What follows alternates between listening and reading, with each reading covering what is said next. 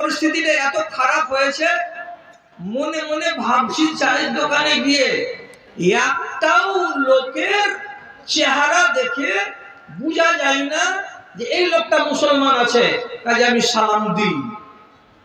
কেন যে হতে পারে আল্লাহ না করে যে এখানে মেজরিটি কাদের আছে, গায়ের মুসলিমদের আছে, তো আমি কি জন্য গায়ের মুসলিমকে সালাম দিতে যাব? জমানাটা তো খুব খারাপ।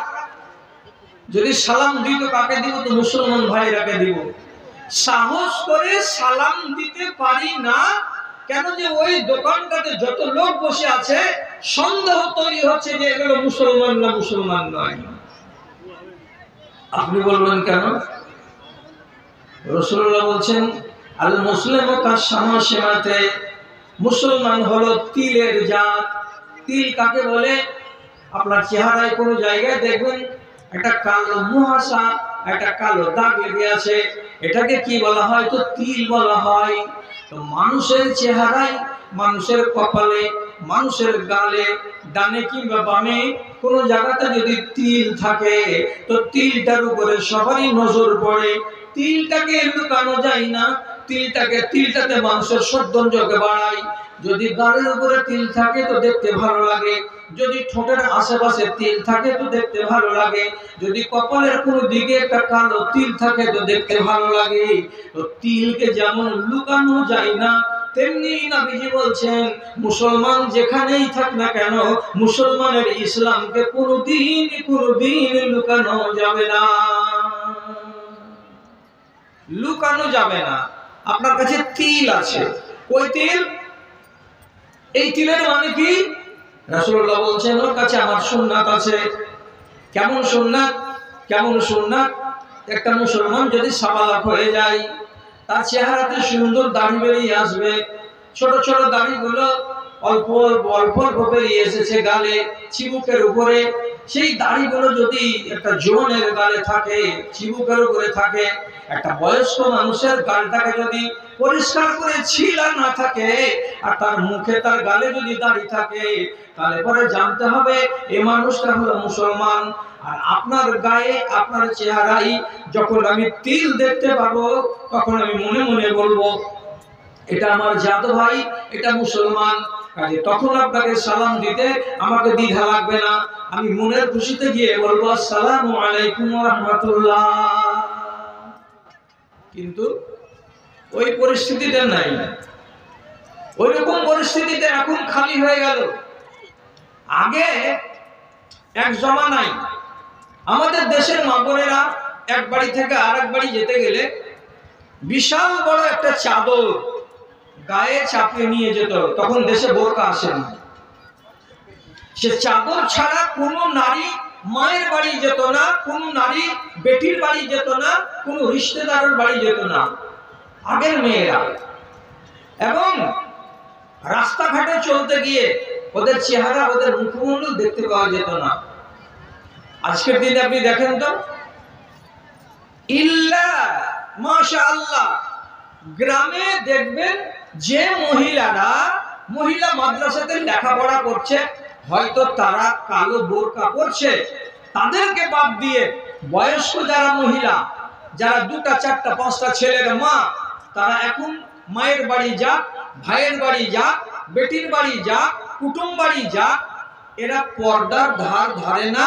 এরা নিজেদের মুখটাকে খুলেই রাখছে আর নিজেদের চেহারাকে খুলে রেখে ও মুসলিমদের মতো করে ডন্ডিকিয়ার মনোভাব নিয়ে বাসে বসছে, ট্রেনে বসছে এবং যেখানে সেখানে গল্পও করছে। তাদের মনে হচ্ছে দেখে যে এরা মুসলমানদের নারী নয়, এরা মুসলমান বাড়ির পরিবারের বউ বেটি নয়। তাহলে জমানাটা কত বদল হয়েছে। এই লোকগুলোকে যখন দেখছি তাহলে আমি কি করে বলবো এগুলো আমার জাত ভাই? কওমের এই বদহাল দেখে, কওমের এই বদহাল দেখে মনে লাগে কত ব্যথা। রাত আর দিন সুপদে ডেকেছি, কেউ তো শুনেনি কথা রে, কেউ তো শুনেনি কথা। ভাই বলে এদের পরিচয় দিতে মাথা হেঁট হয় লাজে, বোন বলে এদের পরিচয় দিতে মাথা হেঁট হয় লাজে। হৃদয় ভরে দাও ইমানি আলোতে, সাজায়ে নতুন সাজে, সাজায়ে নতুন সাজে। এক কথায় আমাদের দেশের মুসলমানদের ঈমান নিচুমুখী। পারদ যেমন নিচে নামে আস্তে আস্তে, তেমনি আমাদের ঈমান নিচু দিকে নেমে নেমে নেমে নেমে ক্ষয়ের দিকে চলে যাচ্ছে। নাই শূন্য, শূন্যর দিকে চলে যাচ্ছে আমাদের ঈমান। মানতে কষ্ট হয়? যদি মানতে কষ্ট লাগে তাহলে ভালো করে শুনুন।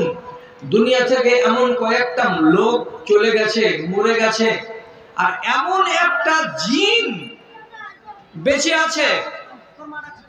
একটা জিনের কথা বলছি আর কয়েকটা মানুষের কথা বলছি। আপনারা একটু শিখেন আল্লাহর ওয়াস্তে। আপনারা তো সবাই জানেন আবুল আহাবের মতো লোকটা কি ভালো মানুষ ছিল? পাকা মারদুদ, শয়তানের হাড্ডি। এই আবুল আহাবের মতো লোকেরও আমার আঙুলের দিকে দেখেন, এই দেখেন, এই এক পর যে আমি দেখাচ্ছি, এই এতটুকু ঈমান তার ছিল, এতটুকু ঈমান ছিল তার। নাম শুনেন আমার মুখ থেকে, ফেরাউন নাম শুনেছেন তো? যে ফেরাউনকে আল্লাহ তাআলা নীল নদীতে ডুবিয়ে মেরেছিলেন, আর যে ফেরাউনের লাশকে পোকাতে যেন না খায়, মাটিতে যেন না খায়, আল্লাহ তাআলা পোকার উপরে, মাটির উপরে, পানির উপরে ফেরাউনের লাশকে খাওয়া হারাম করে দিয়েছিলেন। সেই ফেরাউন আজও মিশরের মিউজিয়াম ঘরে আমচুর হয়ে শুকিয়ে কাঁচের বাক্সের ভেতরে পড়ে আছে। সেই ফেরাউন একটা মানুষ। আমি তার কথা বলছি আপনাকে। তারপরে আর একটার কথা বলছি, দাজ্জাল তো নাম শুনেছেন? প্রত্যেক নমাজে তাশাহুদে বসে আপনি প্রতিদিন দোয়া করেন, কি বলে? অনাউযু বিকা মিন ফিতনাতিল মাসিহিদ দাজ্জাল। যেই দাজ্জালের হাত থেকে আপনি পানা চাইছেন আল্লাহ রাব্বুল আলামিনের কাছে, সেই দাজ্জালের কথা বলছি। এটা একটা আকৃতিতে মানুষ। আর একটা জিনের কথা বলছি, সেই জিনটার নাম হলো ইবলিস, যাকে আমরা অন্য ভাষাতে বলি শয়তান। এদেরও এতটুকু করে ঈমান আছে। এই ঈমানে ওরা নাজাত পায়নি, পাবে না। আমার দেশের মুসলমান ভাইয়েরা, যদি ও নিজের বেটির হককে, জমিকে মেরে দেয়, দেওয়ার পরে বলে আমার নাম আলহাজ এলাহি বিশ্বাস, তো এই আলহাজকে আল্লাহ তাআলা দেখতে রাজি আছেন? যদি এই দেশের একটা মানুষ এমন হয়, নওজোয়ান ছেলে শ্বশুরের কাছে টাকা না নিতে গেলে বিয়ে করবে না, তাহলে কি রাসূলুল্লাহর যুগের যত যুবক সাহাবী ছিল, এই যুবক ছেলেগুলোর মতো কি কুলাঙ্গার ছিল? না, তারা নিজের আহলিয়াকে পকেট থেকে মোহরানা গুনে দিয়েছিল। এরা পকেট থেকে মোহরানা গুনে না দিয়ে উল্টা শ্বশুরের কাছ থেকে মোহরানা আদায় করে নিচ্ছে লাখ দেড় লাখ টাকা, তাছাড়া বিয়ে করে না। তাহলে এর ঈমানটা গেছে কোনখানে? যদি আমার এই গ্রামের 90% লোক হারামকে হারাম বলে না, কোনটা ব্যবসা হালাল আর কোনটা ব্যবসা হারাম, মিথ্যা কথা বলে গরু বিক্রি করা, মিথ্যা কথা বলে ছাগল বিক্রি করা, মিথ্যা কথা বলে পানি মিশ দিয়ে আর ধতরবাজি ছতরবাজি করে আনাজকে, শস্যকে বিক্রি করা, এইভাবে যারা ধোঁকা দেয়, এই মুসলমান, সেও আবার নিজেকে বলে আমি মুসলমান।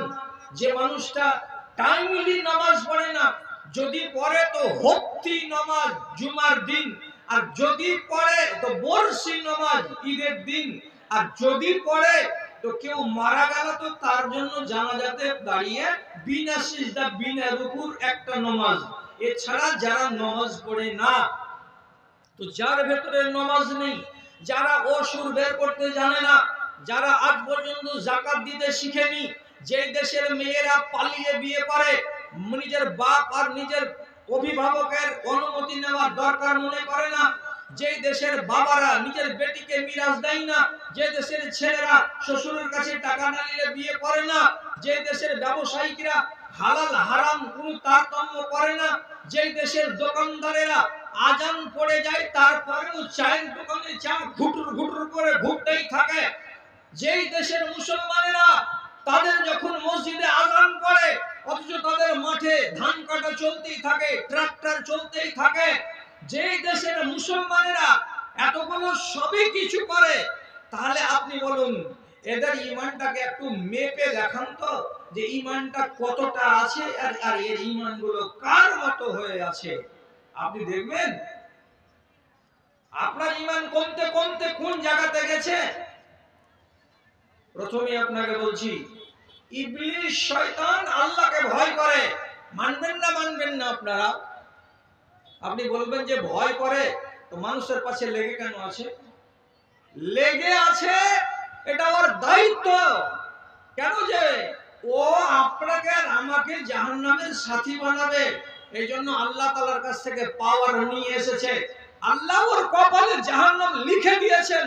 তখনই রাগ করে বলেছিল, হে আল্লাহ, আদমের কারণে যখন আমাকে জাহান্নাম যেতেই হবে, জান্নাত থেকে যখন আমি বেরিয়ে গেলাম, তখন আদমের বেটা বেটিদেরকে গুমরাহ করে উল্টা পাল্টা বুঝিয়ে আমি ওদেরকে জাহান্নামের সাথী বানাবো, এই কাজ হলো আমার। এই জন্য সে এই কাজ করে যাচ্ছে, কিন্তু ওর অন্তরের ভেতরে ভয় আছে। আপনি মিলান, ইবলিস শয়তানের সমান ভয় আপনার অন্তরে আছে কিনা এটা দেখাবার জন্য বলছি আপনাকে। কোরআনে বলছে, কোরআন কি বলছে? ইজ ক্বালা লিল ইনসানি কুফর ফালাম্মা কাফারা ক্বালা ইন্নী বারিউম মিনকা ইন্নী আখাফুল্লাহ রাব্বুল আলামিন। ইবলিস শয়তান একটা মানুষকে গিয়ে বলে এই কাজটা কর, একটা মন্দ কাজ গেলে ফুসলিয়ে ফাসলিয়ে করিয়ে দেয়। যখন কোনো মুসলমানের বাচ্চা মন্দ কাজটা করে দেয়, তখন ইবলিস শয়তান তাকে বলে তুই করলি তুই বুঝবি, আমার ঘাড়ে দোষ চাপাতে আসিস না। আমি তোকে করতে বলেছি, তার জন্য আমি দায়ী নই। তোকে আল্লাহ তাআলা মগজ দিয়েছে, তোকে আল্লাহ তাআলা বুদ্ধি দিয়েছে, তুই নিজের দায় নিজের কাঁধে নিয়ে রাখ, আমাকে দায়ী করবি না। দিয়ে তারপরে বলছে ইন্নী আখাফুল্লাহ রাব্বুল আলামিন, আমি আল্লাহ রাব্বুল আলামিনকে ভয় করি। আল্লাহকে বলি আমার জানে ভয় আছে। কি বললো? এদিকে দে না। আমি আল্লাহকে ভয় করি। তাহলে ইবলিস শয়তানের জানে ভয় আছে। আল্লাহ হুকুম দিবে, আল্লাহ আগুনে পুড়াবে, আল্লাহ আযাব দিবে, এই কথাটা তার জানে আছে। তা না হলে কেন বলছি যে আমি আল্লাহকে বলে ভয় করি? এটা তো কোরআনের আয়াত। আপনি জানেন আলেম ওলামা আছেন স্টেজে, উনারা বুঝেন, উনারা জানেন বদর যুদ্ধের দিন মুসলমানেরা ছিল 313 জন আর কাফেররা ছিল 1000 জন।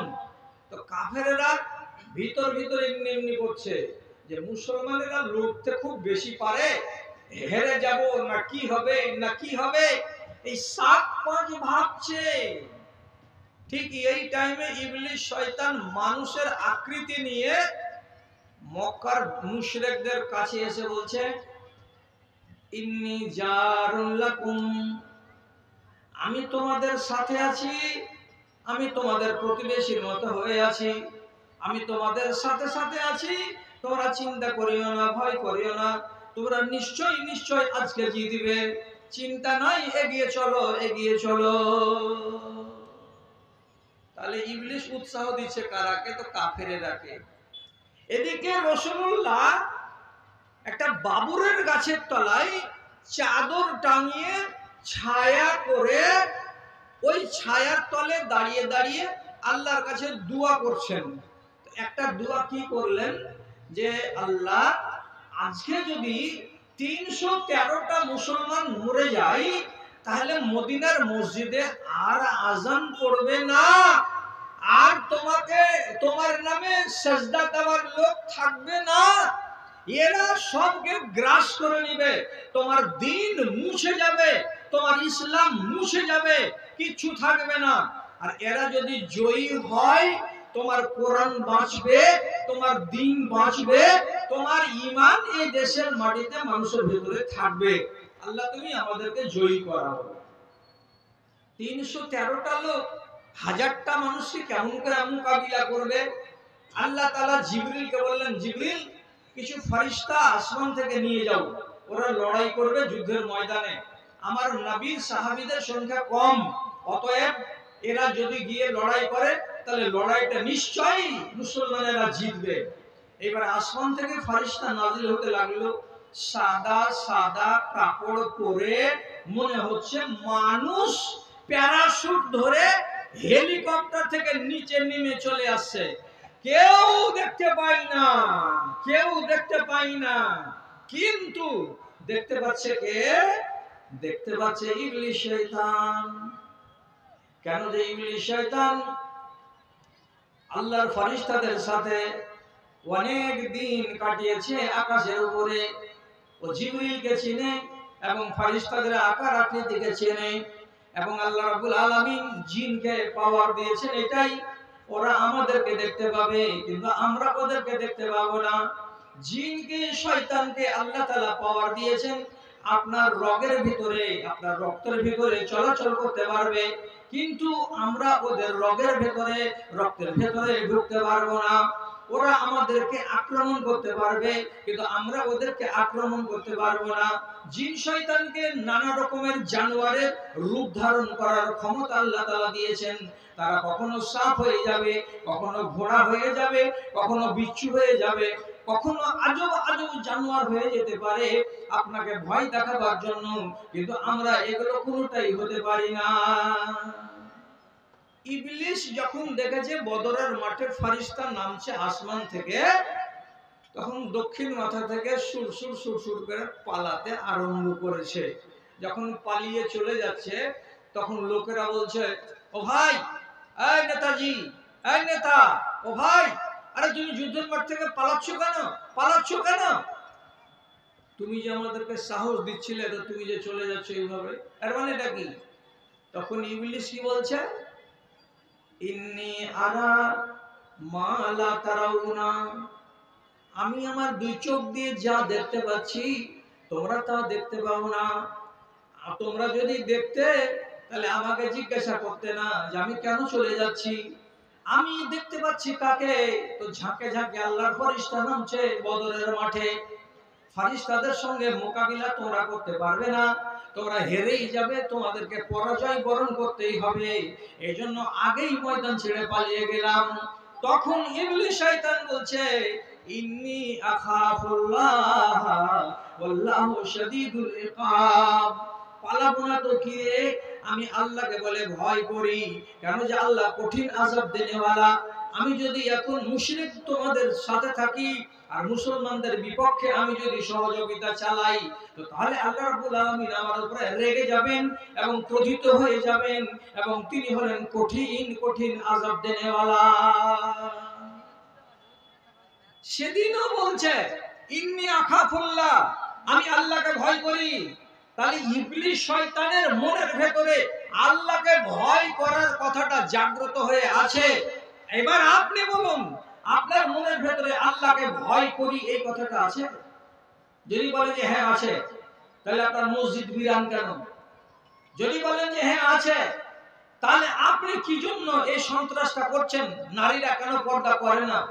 ছেলেরা কেন তিরাঙ্গা আর গুটকা আর মধুকে নিয়ে দিবারাত্রি চিবিয়ে হারামের মতো ডাইরেক্ট খেয়ে বেড়াচ্ছে?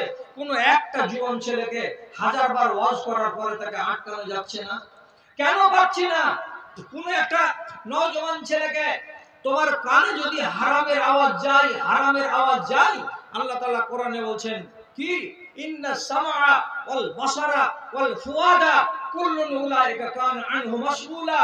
তোমার মুখকে প্রশ্ন করা হবে কিয়ামতের দিন, তোমার কানকে জিজ্ঞেস করা হবে কিয়ামতের দিন, তোমার চোখকে জিজ্ঞেস করা হবে কিয়ামতের দিন, কি তুমি দেখেছিলা? কি কানে শুনেছিলা, কি তুমি মুখে ভরেছিলা, এগুলো জিজ্ঞেস করা হবে। তাহলে কি তোমার সামনে কোরআনের কথাগুলো কোরআনের কথাগুলোর কোনো দাম নেই? এবার যদি দাম না থাকে তোমার নজরে, তার জন্যই তো তুমি সারা দিন লেবারি করছো। দিল্লিতে আর বোম্বাইতে 10 তলা বিল্ডিং এর লেবার, কেউ পাইলিং এর কাজ করছে, কেউ গাড়া, আর কেউ সিমেন্ট ঘাটছে, কেউ বালু উঠাচ্ছে, কেউ ইট সাজাচ্ছে। প্রত্যেকটা লেবারের আর প্রত্যেকটা মিস্ত্রির আপনি কানে দেখবেন ছোট্ট করে একটা যন্ত্র কানে ঢুকানো আছে, আর মোবাইল পিছন দিকে ফুল প্যান্টে গুজা আছে। সারাদিন কুর্নি চালাচ্ছে, সারাদিন বেলচা চালাচ্ছে, আর সারাদিন ওর কানের ভেতরে ইংলিশের কথাগুলো ঢুকতে আছে। ইমান খুঁজো, ইমানকে খুঁজো, লাইট মেরে মেরে খুঁজো, আর একবার করে জিজ্ঞেস করো। শয়তান বলছে ইন্নী আখাফুল্লাহ, আমি আল্লাহকে ভয় করি। তুমি মুসলমানের বাচ্চা, তুমি একবার বলো তো মুখে ফুটে যে আমি আল্লাহকে ভয় করি। নাই মুরুদ নাই কাউরি কথা বলা। বিংশ শতাব্দীর মুসলিম মোরা মোদের স্বরূপ এই ধর্মের টানে জনজাগরণে আমাদের সাড়া নেই। আমাদের মাঝে কোরআন রয়েছে, হাদিস রয়েছে, তাও আমাদের মাঝে কোরআন রয়েছে, হাদিস রয়েছে, তাও আলেম বকিছে দিন করে, মুমিন দেখিতে পাও রে, মুমিন দেখিতে পাও। কত মাওলানা কবরে চলে গেল ওয়াজ করতে করতে, চোখের সামনে দেখেননি? মাওলানা মুসলিম রহমানী কে দেখেনি? এখানকার লোক চলে গেছেন কবরে। মাওলানা আব্দুল সত্তার রহমানী ওয়াজ করতে করতে কবরে চলে গেছেন। মাওলানা মোহাম্মদ হোসেন সালাফি সাহেব বক্তৃতা দিতে দিতে কবরে চলে গেছেন। মাওলানা আব্দুল ওয়াহাব রহমানী, এদেশের লোক আপনারা যারা বুড়া বুজুর্গ সবাই চেনেন, ওয়াজ করতে করতে ওনারা কবরে চলে গেছেন। কিন্তু নিজের জাতিকে, নিজের কওমকে সোজা পথে টেনে এদেরকে মুমিন মুত্তাকি বানাতে পারেননি। কেন? এই জন্য যে ইবলিশের তবলিগ হচ্ছে বেশি আর কোরআনের তবলিগ হচ্ছে কম। ভাইজান, ওর দিলের ভেতরে ভয় আছে আর আপনার দিলের ভেতরে ভয় নাই। আবু লাহাব তো জাহান্নামী, সন্দেহ আছে কারে? এই মজলিসে যতজন লোক আছেন আবু লাহাব জাহান্নামী। আর আবু লাহাব জাহান্নামী বলে আবু লাহাবের নামে তো বদদুয়া আছে কোরআন মাজিদে। আপনারা যারা যারা নমাজি তারা তো সূরা লাহাব পড়েন। কি আছে কোরআনে? তাব্বাত ইয়াদা আবি লাহাব, আবি লাহাবের দুখান হাত মাটিতে ঢুকে যাক। আল্লাহ এত বড় বদদুয়া দিয়েছেন।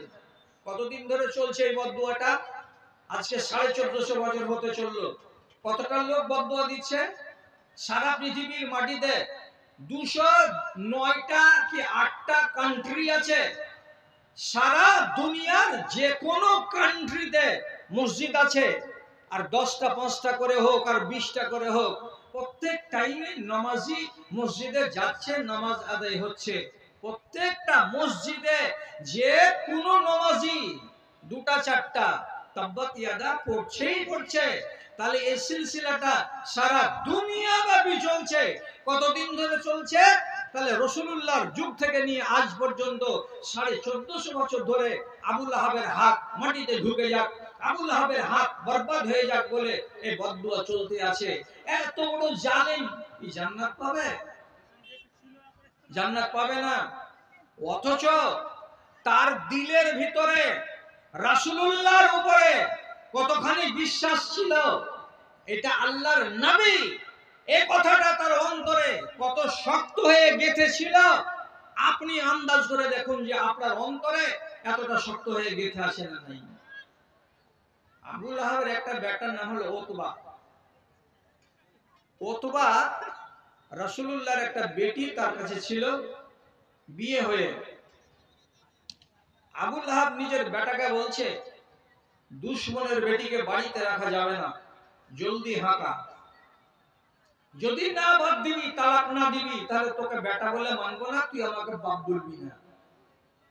বাপের সামনে বেটা কি আর টিকতে পারে? যে নেতা, মক্কার এত বড় তাবড় নেতা। আবু লাহাব যখন বেটাকে বলল, নবী মুহাম্মাদের মেয়েকে এখান থেকে ভাগিয়ে দে। অথবা কি করলো, রাসূলুল্লাহর সামনে গেল, এটা মক্কার কথা, আর যাওয়ার পরে বলছে, এই তুমি আমার বাপকে অপমান করেছ। কি অপমান করেছি? মুসলমানেরা একটা কথা পড়ছে, এটা কোরআনের কথা, তো যতদিন কোরআন থাকবে ততদিন তো আমার বাপের নামে এই কথাটা চলতে থাকবে। কি বলেছ? তাব্বাত ইয়াদা আবি লাহাবিন ওয়া তাব, আবু লাহাবের হাত দুখানা মাটিতে ঢুকে যা। এত বড় অপমানজনক কথা তুমি আমার বাপকে কেন বলতে গেলে? এই রাগের জ্বালাই উতবা করলো কি, দূরে থেকে রাসূলুল্লাহর মুখের দিকে থুথু চালিয়ে দিল, আর দেওয়ার পরে বলছে, তোর বেটিকে নিয়ে যা, তোর বেটিকে আমার বাড়িতে রাখবো না, তোর বেটিকে অপমান করে লজ্জিত করে বাড়ি থেকে বের করে দিয়েছি, ওই দুশমন তোর বেটি আমার বাড়িতে থাকবে না। রসুলকে যখন লানতান করে বকলো, তখন আল্লাহ পাকের রসুল এতটি মানুষের সামনে এই লানতান কথাগুলো শুনে মনে মনে দুঃখিত হলেন। আর মানুষের মনে যদি দুঃখ আসে, তখন মানুষ আল্লাহকে ধরে ধরে না। বেটাতে যদি জ্বালাই খুব বেশি বাপকে, তো বাপ কি বলে, তোকে তো মারতে পারবো না, আল্লাহ তুমি বিচার করিও, বলে না? আপনার আমার শেষ অস্ত্র কি? আল্লাহর কাছে চলে যাওয়া। তো আল্লাহ পাকের নবী তখন বললেন কি, যে তুই তো বড় নেতার বেটা, তোকে ছুঁতে পারবো না, তোকে মারতে পারবো না, তাহলে আমি আল্লাহকে তো একটা কথা বলতে পারবো। সাথে সাথে নবী কি বললেন, আল্লাহুম্মা সাল্লি আলাইহি কলবান মিন কিলাবিকা। এ আল্লাহ, এই যে আমার সামনে আবু লাহাবের বেটা এত অপমানজনক কথা আমাকে বলে দিল, উচ্চ বাচ্চ করে কথা বললো, আমাকে বেইজ্জত করলো, আমাকে এত লোকের সামনে লাঞ্ছিত করলো, তার জন্য আমি তোমার কাছে দোয়া করছি, হে রব্বে করিম, এই জালেমটার জন্য তার তকদিরে একটা কুকুরকে নিযুক্ত করে দাও। তোমার দুনিয়াতে হাজার হাজার কুকুর আছে, হাজার কুকুরের মধ্যে থেকে কোনো একটা কুকুরকে ওর জন্য নিযুক্ত করে দাও, যাতে করে তার মরণটা ওই কুকুরের হাতে হয়, যাতে করে ওর মরণটা কুকুরের কামড়েই হয়ে যায়, তাছাড়া যেন এই কুত্তার বাচ্চা দুনিয়া থেকে না মরে। শুনলেন রাসূলুল্লাহ কি বললেন? অনেক কুকুরের মধ্যেকার কোন একটা কুকুরকে এর উপরে তুমি নিযুক্ত করে দাও, যাতে কুকুরের আক্রমণে এই এই মানুষের রূপী কুকুরটা মরে যায়। আচ্ছা, একে তো নবী বলে বাপও মানে না, একে নবী বলে তো বেটাও মানে না, আবার এই লোকের জন্য রাসূলুল্লাহ দোয়া করলেন। বেটা বাড়ি গিয়ে নিজের বাপকে বলছে, বাজান, ওর বেটিকে তালাক দিয়ে দিয়েছি, বেটিকে জমা দিয়ে দিয়েছি, আর ওর মুখে থুথু চিটিয়ে দিয়েছি 20-25 জন লোকের সামনে। বাপ তো বগল বাজাইছে, বারে বেটা তুই আমার ধন্য ছেলে রে। তারপরে তখন বলছে, আর কোনো কিছু হয়েছে নাকি রে? তখন বেটা বাপকে বলছে যে, বাজান, রাগের জ্বালাতে এই মুহাম্মদ একটা কথা আমাকে বলেছে। কি বলেছে রে? কি বলেছে? বলছে, আল্লাহুম্মা সাল্লি আলাইহি কালবান মিন কিলাবিকা। এটা আরবি ভাষায় কথাটা, ওরা তো আরবের লোক, একটা একটা করে ভাষা ওরা বুঝে। যেমনি আবু লাহাব কথাটা শুনতে পেল, সঙ্গে সঙ্গে গালে হাত দিল, আর দেওয়ার পরে বলল, কোন ঝামেলাতে পড়লাম রে বেটা? কোন ঝামেলাতে পড়লাম মানে কি? এই কথাটার মানে কি? বলছে, মানে আর বুঝিস না, একটু অপেক্ষা কর, ইন্তজার কর, সাবধানে থাক, সাবধানে থাক। 1 মাস পরে বেটা টাকা পয়সা নিয়ে সিরিয়া যাবে ব্যবসা করতে, মক্কা থেকে দল যাচ্ছে, দল। এই দলের সঙ্গে আবু লাহাবের বেটাও যাবে, এই শয়তান ওতবা। তো যখন উট সাজা হয়ে গেছে, ব্যাগ ট্যাগ নেওয়া হয়ে গেছে, তলপি তলপা সব সাজিয়ে গুটিয়ে নিয়েছে, তো যখন রওনা দিচ্ছে 20টা লোকের কাফেলা, তখন আবু লাহাব নিজের বেটার কাছে যেয়ে ঘাড়ে হাত দিয়ে কইছে, বেটারে ইন্নী লা আশাদ্দুন নাসে খাউফান আলাইকা মিন দুআইহি। আয় বেটা শুন, ওই যে নবী মুহাম্মদ তোর নামে বদদুয়া করে দিয়েছে, তো আমি এত বেশি ভয় করি, আমি এত বেশি ভয় করি ওই লোকটার কথাকে, যে এতটা ভয় সারাটা মক্কাতে কেউ করে না। তোর সম্বন্ধে যে একটা বাজে কথা বলে দিয়েছে নবীজি, কাজে তুই যখন বিদেশে যাবি তো বেটারে খবরদার সাবধানে থাকবি, সাবধানে থাকবি। আমাকে ভয় লাগছে মুহাম্মাদের কথাটা ভুল হবে না, সত্য হয়ে যাবে। আর যদি তোকে রাস্তাতে কোনো কুকুরে কামড়ে দেয়, তার জন্য আমার ওসিয়ত হলো এই, রাতের বেলায় যখন ঘুমাবি তখন কিনারায় ঘুমাবি না। তোর 24 জন সাথীরা চারিদিকে ওরা গোল হয়ে থাকবে, আর তাদের মাঝখানে তুই ঘুমাবি। বাসন কোসন গুলো, বকচা বাচ্চি গুলোকে সাইডে রেখে দিবি, আর দেওয়ার পরে বকচার আড়ালে ঘুমাবি। সব সময় ডাইরেক্ট সোজা সোজা বাইরের দিকে ঘুমাবি না। কেন যে তোর জীবনটাকে বলে আমার মনটা সব সময় এমনি এমনি করছে, আর মন বলছে তোকে আক্রমণ করে দিতে পারে, আক্রমণ করে দিতে পারে। ওই যে বাজানে এত ভাবনা ভাবতে হয় না, আমি দেখে নিব, ছাড়া। চলে গেল বিদেশে, সিরিয়ার মাটিতে গিয়ে ব্যবসা করতে পায়নি, তার আগে এক মঞ্জিলে রাতের বেলায় বিশ্রাম নিচ্ছে এরা সবকটি সাথী। আর আবু লাহাবের বেটাকে মাঝখানে শুইয়ে রেখেছে, যে আমাদের নেতা, আমাদের গুরু তো বলে দিয়েছেন যে আমার ছেলেকে সব সময় তোরা ঘিরে রাখবি, দেখে রাখবি। কেন যে এর উপরে মুহাম্মদ সাল্লাল্লাহু আলাইহি সাল্লামের বদদুয়া আছে, কাজে কেউ যেন আক্রমণ না করতে পারে, ঘেরেই রেখেছে। রাতের বেলায় সব আপন আপন সিটে গোল হয়ে শুয়ে ওকে যোগানদারিও করছে, আর নাক ডাকিয়ে সবাই ঘুমাচ্ছে। এমন সময় জঙ্গল থেকে একটা নেকড়ে এলো। এটা কুকুর থেকে একটু বড় আর বাঘ থেকে অনেকটা ছোট। আল্লাহ পাকের রাসূল মুখে বলেছিলেন কালবু মানে কুত্তা, কিন্তু এর অর্থ হলো কি 4 পায়ের জানোয়ার। রাত্রি 12টার সময় একটা নেকড়ে এলো, আর নেকড়ে এসে একটা একটা করে শুকতে আরম্ভ করলো। শুকে শুকে শুকে শুকে দেখতে লাগলো, এটাকে শুকে দেখছে। ও লোকটা তো নিম করছে, শুকে দেখে বলছে এটা নয়। আরেকটাকে শুকে দেখলো, এটা নয়।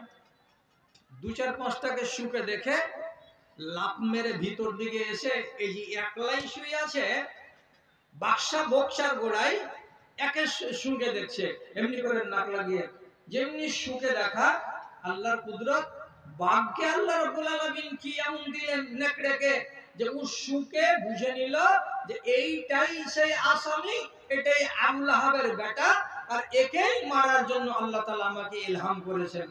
রাত্রি বেলায় বাঘ ওকে ওই ভিড়ের মধ্যে গিয়ে নেকড়েতে দিল কামড়, গলাকে কামড়ালো, ললিকে ছিঁড়ে দিল, গর্দনকে ফেড়ে দিল, মুখকে আঁচড়ে দিল, আর দেওয়ার পরে আও মাও করে চিৎকার করে যেমনি জাগলো ততক্ষণে পালিয়ে চলে গেছে জঙ্গলের দিকে। একে ধর ওকে ধর, এটা মুছ ওটা মুছ, এখানে সেলাই দে, এটাকে ব্যান্ডেজ কর, এগুলো তো সিস্টেম নেই। এটা তো হলো 1450 বছর আগেকার কথা। গলাকে যেখানে কেটে দিয়েছে আর ললাটাকে ছিদ্র করে দিয়েছে, তোর বাবার হিম্মত আছে আর যে তোকে কেউ জান ফিরিয়ে দেবে? 2-4-10 মিনিট 15 মিনিটের মাথায় আবু লাহাবের বেটা ওদবা ওইখানে দম ছেড়ে দিল, মরে গেল। আর বাড়ি ফিরে আসতে পারে না, ব্যবসাও করা হলো না। এবার ব্যবসা থেকে ফিরে এলো তো খালি হাত, বেটা নাই সাথে। সেদিন আবু লাহাব বলছে আল্লাহু আকবার, তোমার দুয়ার ভিতরে এত তাসির আছে, তোমার দুয়ার ভিতরে এতটাই রব্বুল আলামিন ক্ষমতা দিয়েছেন, এক পায়ে উল্টা হলো না, ঠিক 4 পায়ের জানোয়ার নেকড়ে ভাগে আমার বেটাকে কামড়ে শেষ করেছে। আর তুমি বলেছিলে আমার বেটা সম্বন্ধে 2 মাস আগে যে আল্লাহুম্মা সাল্লিত আলাইহি কালবুন মিন কেলাবেকা, তুমি আসলেই নবী, কিন্তু হিংসার জ্বালাতে তোমাকে নবী বলে মানতে পারছি না। ভাই সব কথা ছেড়ে দেন, আমি একটা কথা শুধু বলছি, কথাটা কি? আবু লাহাবের রাসূলুল্লাহর উপরে যতখানি বিশ্বাস ছিল কতখানি বিশ্বাস আপনার আছে?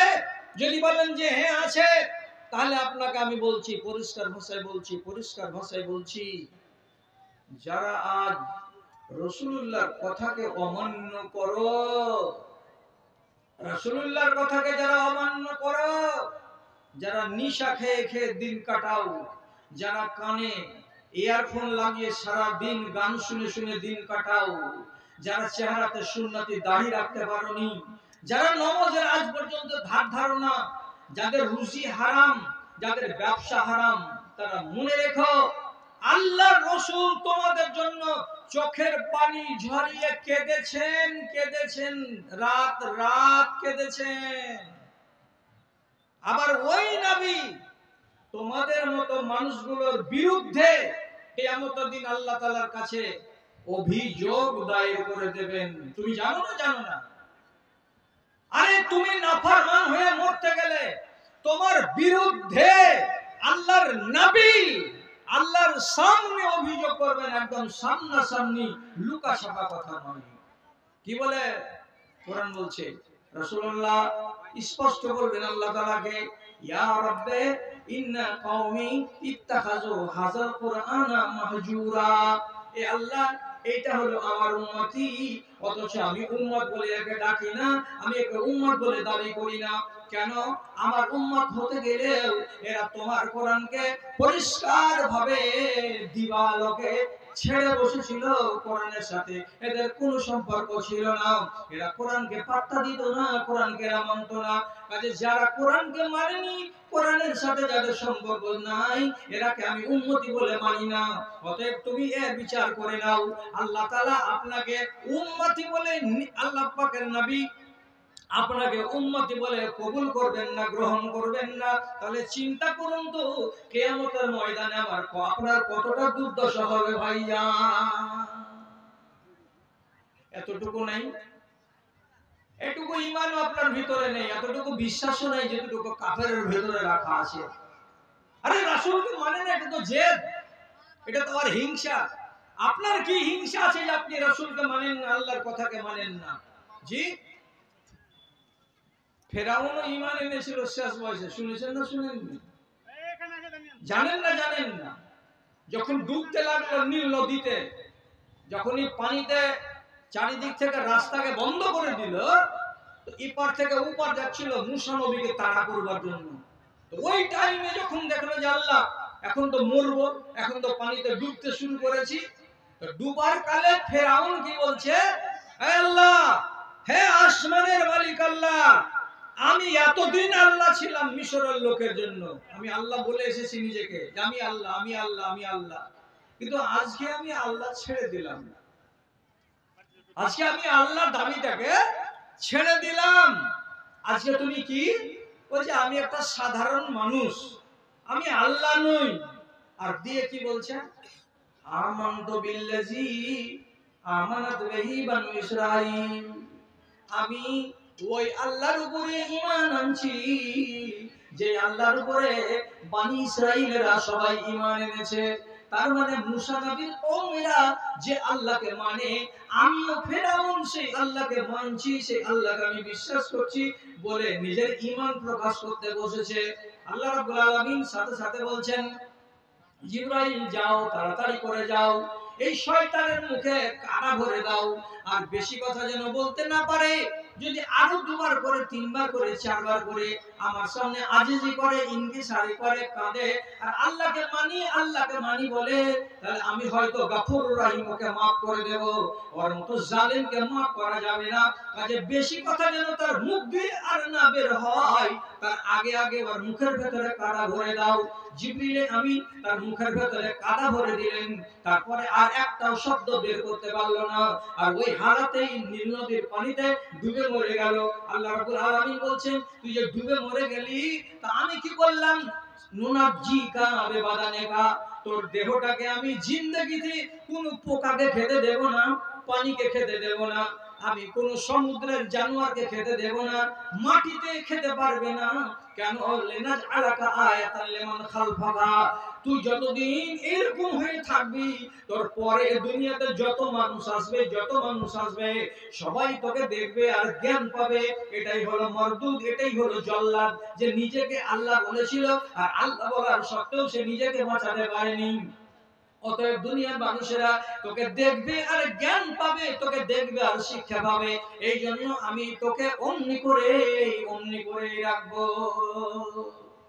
দেখবেন ফেরাউনকে, দেখবেন আপনার কাছে তো বড় মোবাইল নাই, আপনার বেটার কাছে আছে, আপনার পোতার কাছে আছে। যদি বেটার কাছে থাকে, পোতার কাছে থাকে, আল্লাহর কসম খেয়ে বলছি আপনাকে, আপনার বেটাকে এই জালসা থেকে উঠে গিয়ে রাতের বেলায় তো হবে না, সকাল বেলা বলবেন, মাহবুব আমাকে একটু ফেরাউনের লাশটা দেখিয়ে দিত বেটা। খালি বড় মোবাইলের সামনে আপনি গুগলকে টিপে এমনি করে মুখ দিয়ে আওয়াজ করে বলবেন ফেরাউন ফেরাউন। যদি দুবার খালি ফেরাউন বলেন, কিংবা যদি বলে ডেড বডি ফেরাউন, ডেড বডি, ফেরাউনের মরা লাশ দেখাও, ফেরাউনের মরা লাশ দেখাও, সঙ্গে সঙ্গে আপনার অ্যান্ড্রয়েড মোবাইলের ভেতরে দেখবেন ফেরাউন কাঁচের বাক্সের ভেতরে দাঁত এমনি করে, হাত এমনি করে, পা ট্যাংটাকে ছেড়ে, ওর গায়ে মাংস লেগেই আছে, মাংস এখনো ক্ষয় হয়নি, হাড্ডি কিছু দেখায়নি, কাঁচের বাক্সতে পড়ে আছে। ভাইজান, এত বড় জল্লাদ, আল্লাহর দুশমন, সে মরার কালে কি বলছে? আমি আল্লাহর উপরে ঈমান আনলাম। ঈমান তখন কবুল হবে না। আপনি তো ফেরাউন নন, আর আপনার আকীদা তো ফেরাউনের মতো নয়। আপনি তো মুসলমানের ঘরে জন্মেছেন, আপনি তো এক আল্লাহকে বিশ্বাস করেন, কিন্তু আপনার চরিত্রটা খারাপ, যে আপনি ঈমানি জিন্দেগি কাটাতে পারেন না। আপনার কাছে হার মেনে গেছে ইবলিস শয়তান, ওর জানে ভয় আছে, তো আপনার জানে ভয় নাই। আপনি কি কোনটা ওয়াজ করলে আপনার জ্ঞান হবে? আপনি দয়া করে আমাকে বলেন তো, তাহলে আপনার সামনে ওই ওয়াজটাই করব, যে ওয়াজটাতে আপনার জিটাতে, আপনার মনটাতে ভয় তৈরি হবে। ভয় তৈরি হয় না তো? তো জান না, আমি একবার যে কয়েকটা কথা বলছি, কথাগুলোকে একটু কান লাগিয়ে বা মন লাগিয়ে শুনো না। তোমার দিলটা বড় শক্ত হয়ে গেছে, তাই তো? দাদাকে বলে ভাবো, দাদাকে দেখেছো? হ্যাঁ দেখেছি। দাদার চেহারা মনে আছে? আছে। দাদার বাঁকা লাঠিখানা কিংবা তার পরনের কোন জামা বা কাপড় তোমার ঘরের ভেতরে আছে? কেউ রেখেছো?